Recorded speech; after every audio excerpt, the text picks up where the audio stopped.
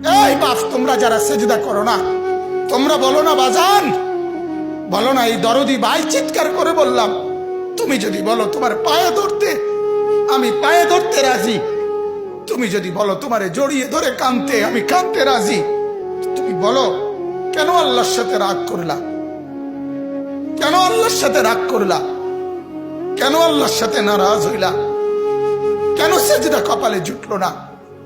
কেন মালিকের সাথে সারাদিনের এত কিছুর বিনিময়ে আল্লাহ তাআলা একটা মিস কল দিলে, 2 সেকেন্ডের একটা মিস কল দিলে বন্ধু তুমি টের পাও তোমার মোবাইলে মিস কল আসছে।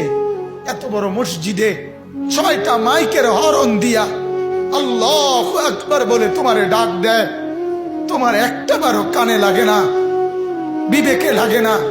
তোর মতো সত্য ডাকাত, তোর মতো পাষাণ বেটার কে হইতে পারে? বেটা কথা বলেন না কেন? তুই ডাকাত, কত বড় ডাকাত।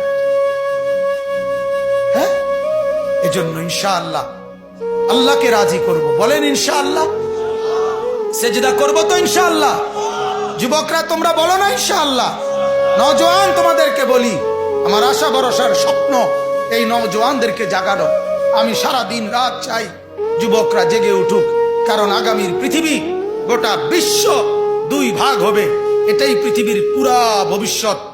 এক ভাগ পুরাপুরি দাজ্জালের অনুসারী কাফের, আরেক ভাগ মাহাদির অনুসারী ইমানদার। এই 2 ভাগে পৃথিবী অচিরেই বিভক্ত হয়ে যাবে। তুমি যদি মাহাদির পক্ষে থাকতে না পারো, তুমি যদি দাজ্জালের ধোকায় পড়ে যাও, আল্লাহর কসম ঈমান নিয়ে কবরে যাইতে পারবা না। অতএব আমি তোমার ঈমান চাই, আমি যুবকের ঈমান চাই, আমি যুবকের আখিরাত চাই। আল্লাহ তাআলা আমাদের প্রত্যেককে ঈমান আমলের দৌলত দান করেন, কবুল করেন।